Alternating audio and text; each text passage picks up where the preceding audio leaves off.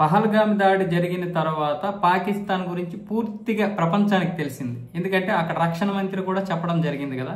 అలాగే ఇప్పుడు ఇండియా జిందాబాద్, పాకిస్తాన్ ముర్దాబాద్, India successful country, Pakistan failure country అంటూ ఒక వ్యక్తి జెండా పట్టుకుని తిరుగుతున్నాడు లండన్ లో. అతను ఒక భారతీయుడేం కాదు, ఒక బ్రిటిషర్ మన జాతీయ జెండా పట్టుకొని తిరుగుతూ ఉంటే అక్కడ కొంతమంది పాకిస్తానీయులు ఆయన నిలవరించడానికి ప్రయత్నం చేశారు, కానీ అతనైతే ఆగలేదు. వాళ్ళ ముందే India successful country, Pakistan failure country, India జిందాబాద్, పాకిస్తాన్ ముర్దాబాద్ అంటూ వాళ్ళ ముందే చెప్పడం జరిగింది. ఈ వీడియో కొంతమంది కుహనా మేధావులు, పాకిస్తానీయుడు పక్కన పెట్టండి, మన దేశంలో ఉన్నటువంటి కుహనా మేధావులు చూస్తే చనిపోతారేమో.